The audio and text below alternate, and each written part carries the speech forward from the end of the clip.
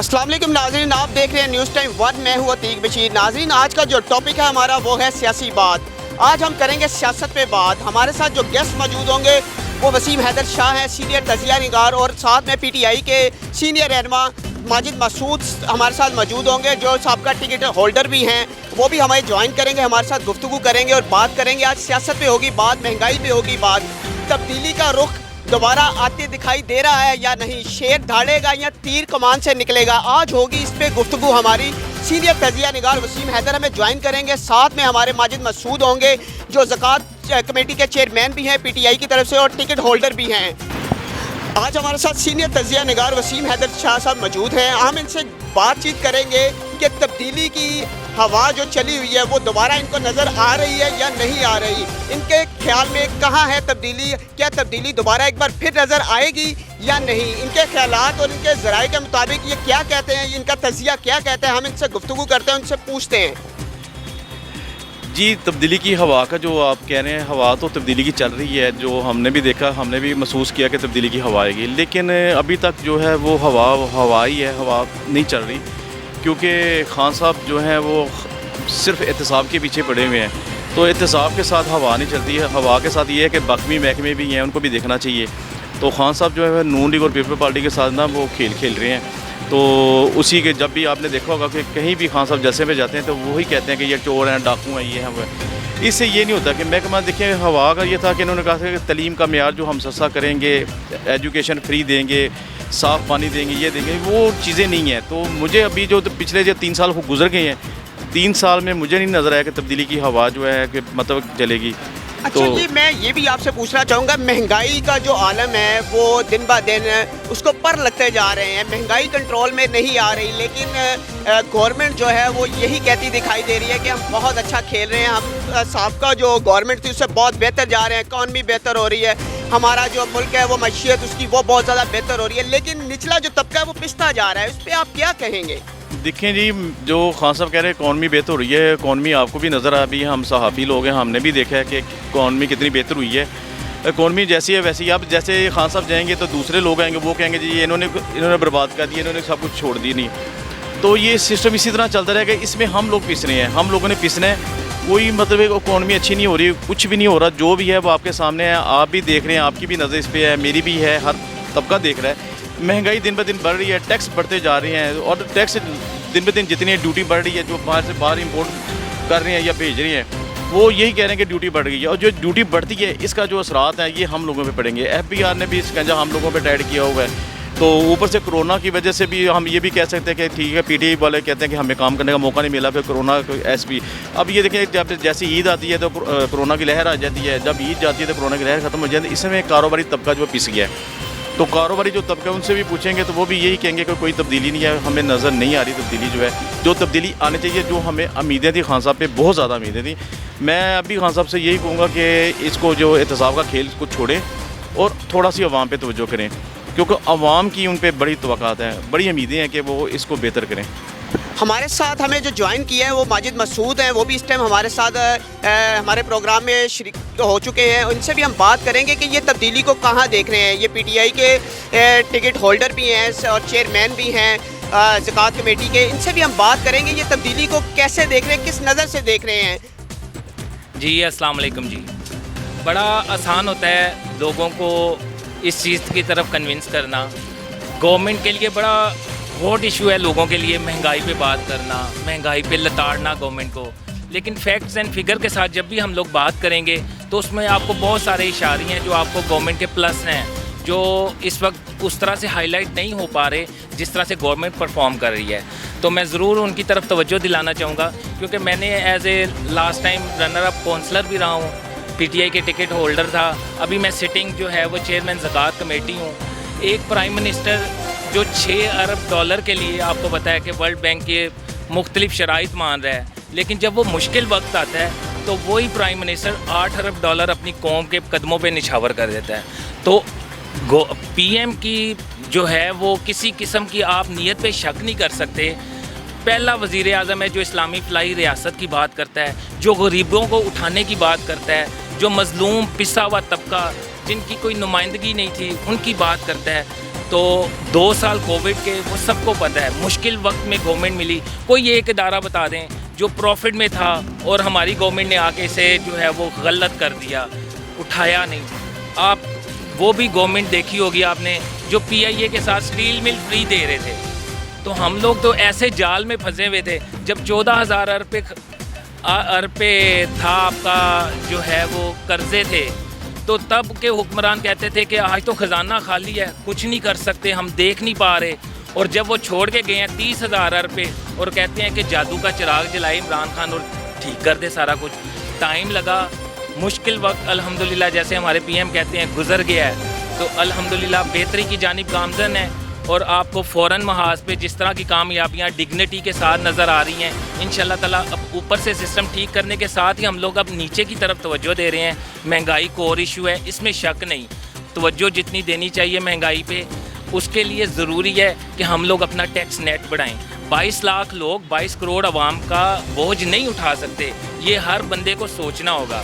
और इस्लाहात जो हैं वो नागुज़ीर हैं। जब आप स्टेटस को चैलेंज करते हैं तो भाईजान इसमें बहुत सारे मामलात होते हैं, ब्यूरोक्रेसी सब दोस्त जानते हैं कि किस तरह चल रही थी इनके साथ। अब माशाल्लाह से हालात बेहतर होना शुरू हुए हैं। अच्छा माजिद, मैं ये भी पूछूंगा कि 3 साल का एक अरसा गुजर चुका है गवर्नमेंट को, लेकिन निचला तबका पिसता जा रहा है। आपकी बात बिल्कुल बजा है कि हमारा मुल्क और हमारी मैशियत को बहुत बड़ा झटका लगा हुआ था, उसको संभलने में एक टाइम लगना था। लेकिन जो नीचे वाला मजदूर तबका है वो इस चीख के पुकारता हुआ वज़ीर आज़म से दुहाइयाँ भी करता है कि हमें 2 वक्त की रोटी मैसर पूरी तरीके से नहीं हो रही। उस तबके के लिए PTI ने, इमरान खान ने क्या किया है?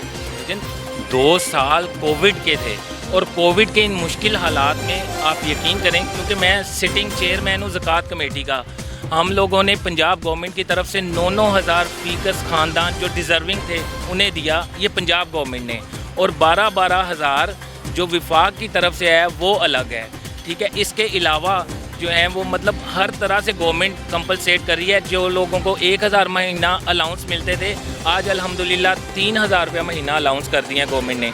मुश्किल वक्त के साथ साथ इनकी तवज्जो जो है वो बिल्कुल इस तरफ होनी चाहिए। महंगाई है, लेकिन महंगाई नवाज शरीफ की मरतबा भी पीक पे थी, इनकी मरतबा आके 7%, 8% इजाफा हुआ है, जो कि मतलब पिसे हुए तबके के लिए बिल्कुल भी काबिल कबूल नहीं है। हम लोग इसको बिल्कुल जस्टिफाई नहीं कर सकते कि गरीब मुश्किल में है, लेकिन गरीब के लिए जितनी इस्लाहात कर सकते हैं खान साहब वो कोशिश जारी है इंशाल्लाह ताला, और बेहतरी आना शुरू हो रही है। इसमें कोई शक नहीं कि खान साहब की तवज्जो जो है वो पिसे हुए रेडी वाले, छाबड़ी वाले के उठाने के लिए है। क्या आपको लगता है कि तब्दीली की हवा एक दफ़ा फिर आएगी? देखें जी, जिस तरह से माशाल्लाह फ़ौरन मुहाज पे आपकी कामयाबी हैं, इसको कोई बंदा डिनाई नहीं करता। डिग्निटी PM की पूरी दुनिया में मानी जाती है, स्टेटस को के ख़िलाफ़ है, स्टेटस को अपनी मज़ाहमत कर रही है। इंशाल्लाह ताला खान इसमें भी सुरखरू होगा। सिलेबस एक करने जा रहे हैं इंशाल्लाह ताला, तलीमी निज़ाम में इस्लाहात हैं। अब 4, 6, 8 लोगों की बनी हुई कुलेशन गवर्नमेंट हमारे PM साहब को दी गई।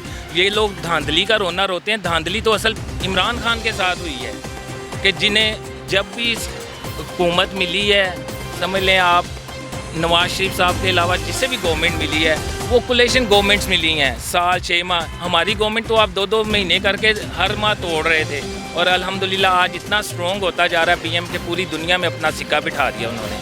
तो ये दिन वसीम हैदर शाह साहब भी हमारे साथ मौजूद हैं, हम इनसे भी पूछेंगे ये तब्दीली की हवा क्या दोबारा दिखती नज़र आ रही है इन्हें, या शेर ढालेगा या तीर कमान से निकलेगा। इनसे हम पूछते हैं कि आने वाले वक्त में कौन सी पार्टी पंजाब में मजबूत दिखाई दे रही है। जी देखिए, मुझे जो लग रहा है वो पीपल पार्टी की डील लग रही है कि वफाक में पीपल पार्टी आ जाएगी। तो जो पंजाब है, पंजाब में जो नज़र आ रहा है वो नून लीग का ही नज़र आ रहा है। तो सिंध में भी उन्हीं के ही है, जैसे इत्तेहाद है। लेकिन वो अभी भाई मेरे बता रहे थे कि स्टेटस को हैं कि हम PTI ने ये किया है। इनके साथ जितने भी लोग हैं वो सारे पैराशूटर लोग हैं, ठीक है। जैसे जुल्फी बखारी का भी स्कैंडल आया, जितने भी हैं वो लोग हैं।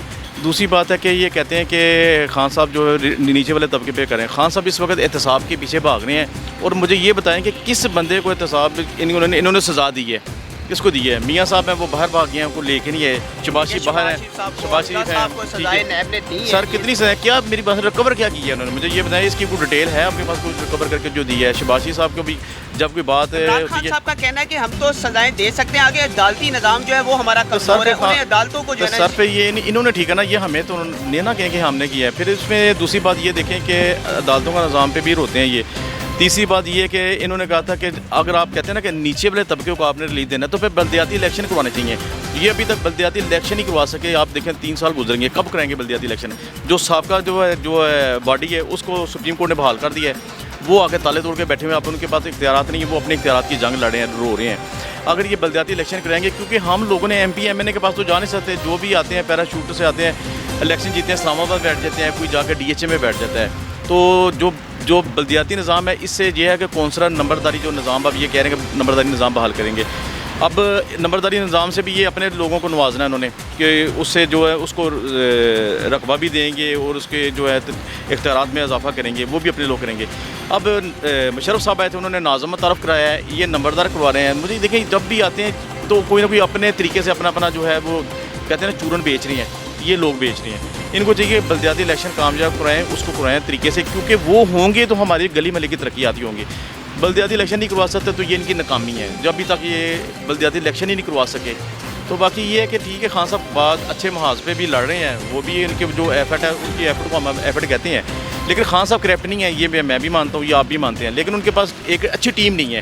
وزیر اعلیٰ جو آپ پنجاب ہے، پنجاب کا سب سے بڑا صوبہ ہے، اس کا کہنے کا مطلب یہ ہے پنجاب میں کھیلنے کے لیے اس طرح کی وہ ٹیم نہیں بنا سکے جو وہ توقعات چاہیے تھی لوگوں کو، جو تبدیلی کی ہوا چلی تھی کہ پنجاب میں جو تبدیلی آئے گی وہ ایک پوری دنیا میں نظر آئے گی. لیکن وہ چیز آپ کہہ رہے ہیں کہ ہمیں دکھائی نظر نہیں دی کہیں بھی. پنجاب کا اچھا سی ایم لگاتے جو بیوروکریسی کو کنٹرول کرتا ہے. بزدار صاحب جو ہیں وہ جو سی ایم تو پنجاب کے بن گئے ہیں، لیکن بیوروکریسی کو کنٹرول نہیں کر سکتے، وہ ملتے نہیں کسی کو.